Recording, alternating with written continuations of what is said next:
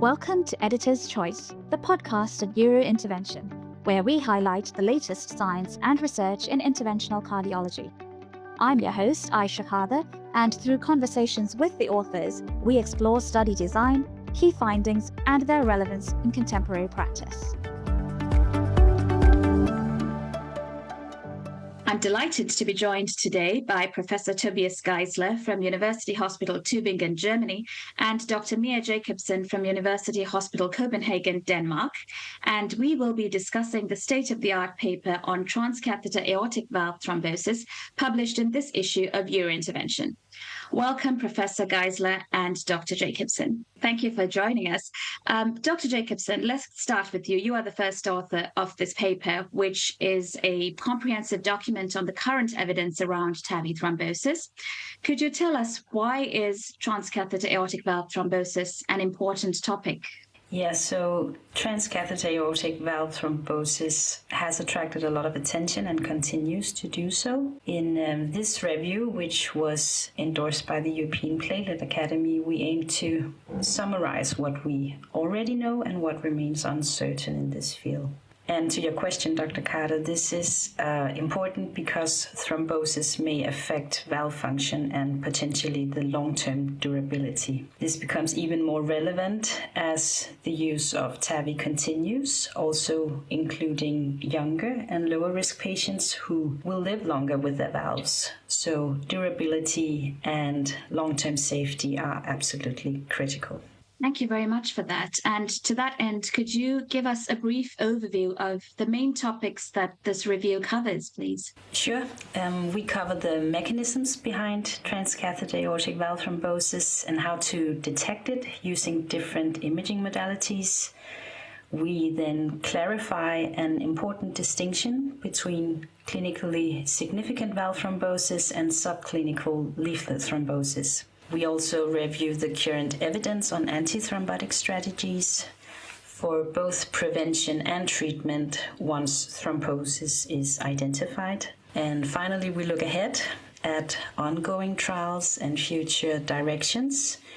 This includes new pharmacological approaches, improvements in valve design, and how imaging protocols might evolve. So yeah, it aims to be a quite comprehensive review. Absolutely. And we will get into a deep dive of it during the course of this podcast. But before that, there is a lot of terminology out there pertinent to TAVI. There's HALT, RLM, HAM. How would you classify valve thrombosis related to TAVI? And what are the key definitions that readers should be aware of? Yes, it can feel like a bit of a jungle at first glance with all the different acronyms. I will try to simplify things a bit here. So broadly, we think of TAVI thrombosis presenting in two ways. First, clinically significant valve thrombosis, where patients have symptoms and clear hemodynamic valve dysfunction on imaging. And second, subclinical leaflet thrombosis, which is usually an incidental imaging finding on CT, and the patient is without symptoms. So terms like HALT and RLM and HAM, they are really imaging descriptors to help us characterize what we see. So HALT stands for hypoattenuated leaflet thickening. RLM refers to restricted leaflet motion. And when HALT and RLM coexist, we call it hypoattenuation affecting motion, or HAM for short. Perfect. And all of this is, of course, neatly summarized in Table 1 of the paper, which contains some very nice figures and tables as well. Indeed, Figure 4 covers a very neat algorithm for the determination and the clinical sequelae of what you just described, clinically significant valve thrombosis versus subclinical leaf thrombosis, including the red flags on imaging characteristics. Professor Geisler, let's talk about imaging pertinent to TAVI. What are the preferred modalities and why? Yes, so the article clearly establishes a complementary imaging strategy. So first of all, echocardiography is good for a routine follow-up. It assesses gradients and valve function. And the advantage, of course, is that it's widely available, but it has limitations. So it has a low sensitivity for early leaflet thrombosis. So TOE, transesophageal echocardiography, should be considered if the TTE quality is poor or when prosthetic dysfunction or endocarditis are suspected. So it better allows visualization of increased leaflet thickness, overt thrombus, reduced leaflet mobility, and measurements of increased radiance, and also reduced effective orifice area and abnormal Doppler velocity indices. And then there's cardiac CT, of course. So 4D CT, this is actually the gold standard for detecting leaflet thrombosis. This is a time-resolved CT scan combining 3D imaging with motion over time. And it allows for direct visualization of leaflet morphology, identification of fault, we heard about it, the definition, and the quantification of leaflet motion. So CT also helps to differentiate between thrombosis and PANOS, thrombosis and structural degeneration. So the key takeaway from our manuscript is that echo rather covers functional aspects of it as a kind of screening method, whereas CT helps to understand mechanisms of reduced leaflet motion. But both are necessary, actually. But CT is essential for definite diagnosis. And then there's an emergent role of PET-CT in the diagnosis of TAVI thrombosis, and we discussed 2 ongoing trials in this state-of-the-art paper.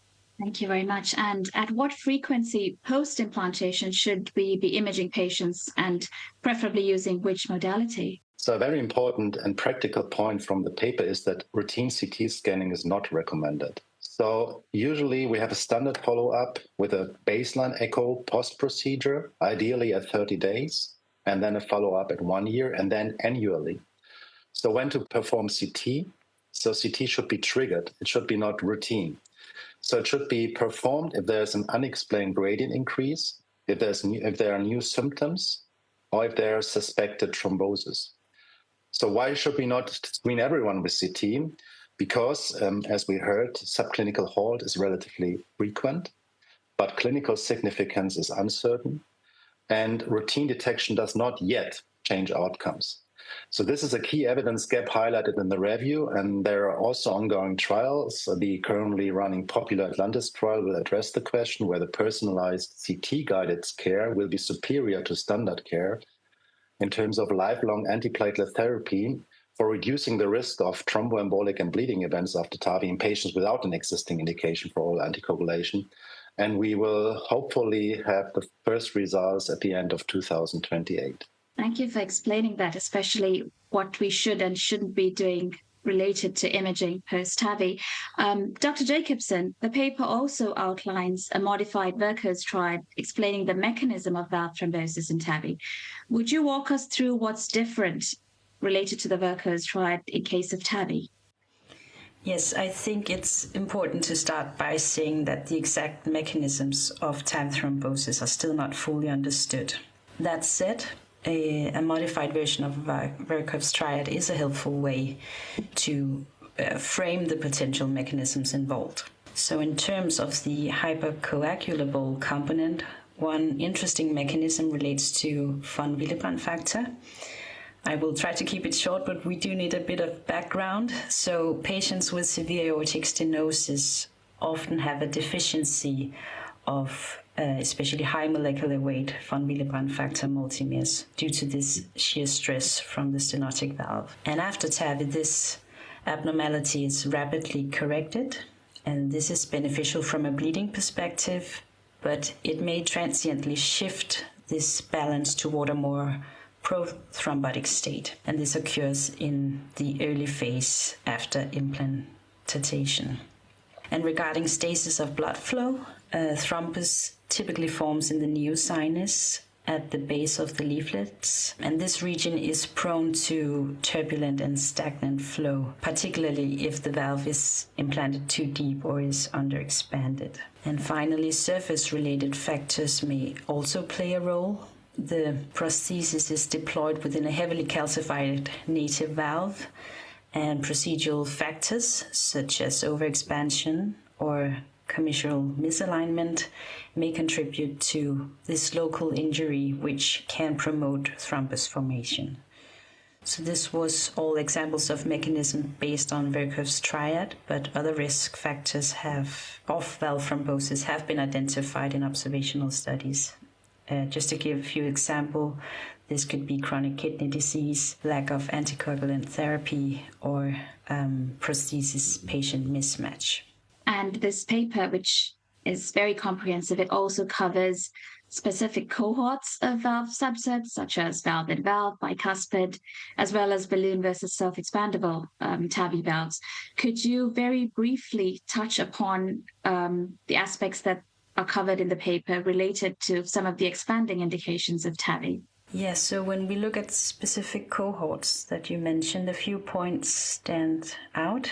For valve-in-valve procedures, the main issue is that the existing valve constricts the expansion of the new valve. So valve-in-valve procedures have been associated with a higher risk of both clinically relevant valve thrombosis and subclinical leaflet thrombosis. In bicuspid aortic valve patients, the problem is that the elliptical geometry challenges the prosthesis expansion.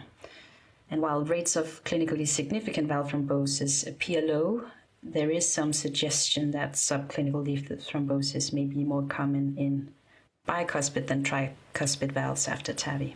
And finally, when comparing valve types, self-expanding valves are typically supraannular, while balloon expandable valves are intraannular, and some data suggest lower rates of subclinical leaflet thrombosis with supraannular valves, although overall results do remain conflicting.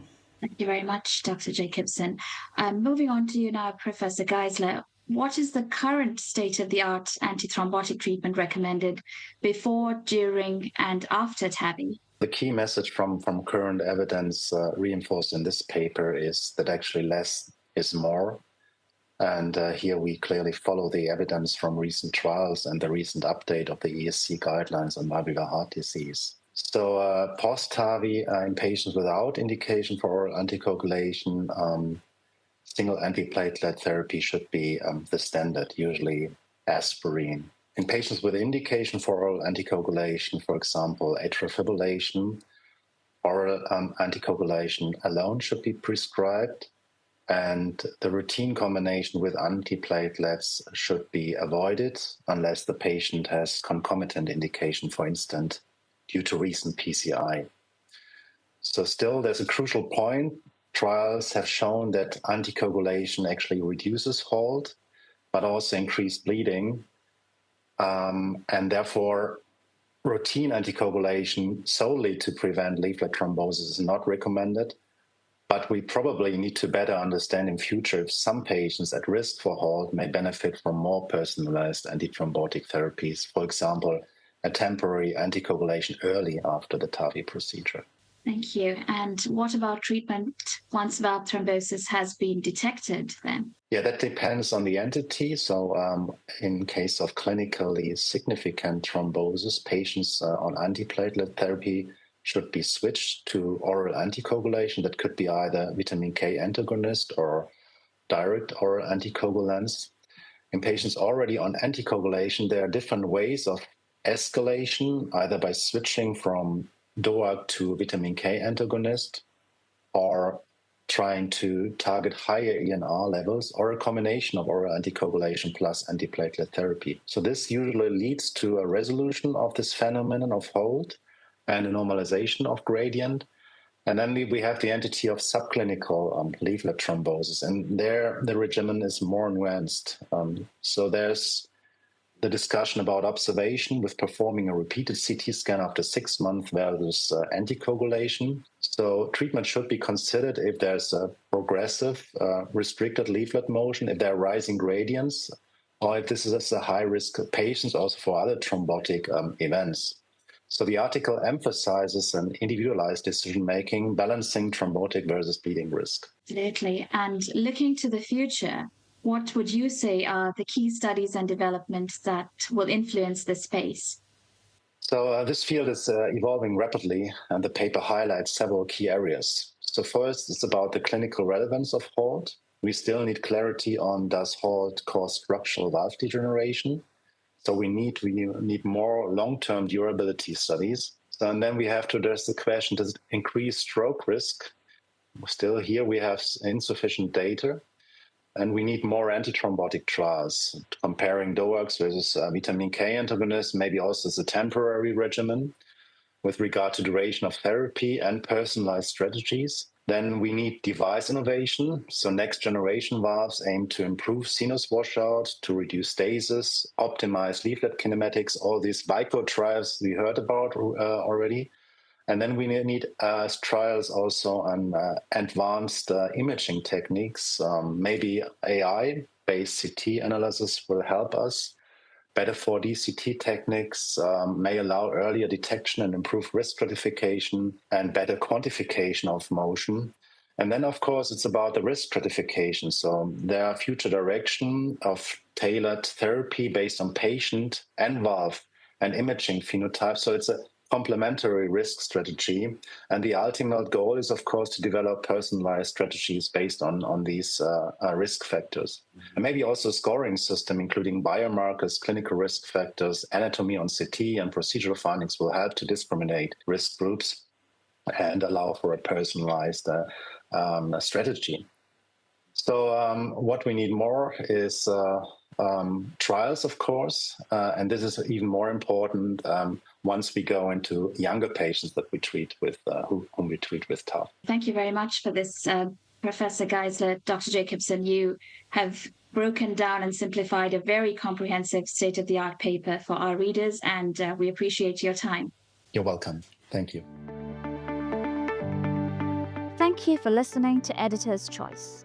To read the full article discussed in this episode, visit EuroIntervention.org. And if you've enjoyed this podcast, please subscribe to Editor's Choice for more conversations behind the science published in EuroIntervention.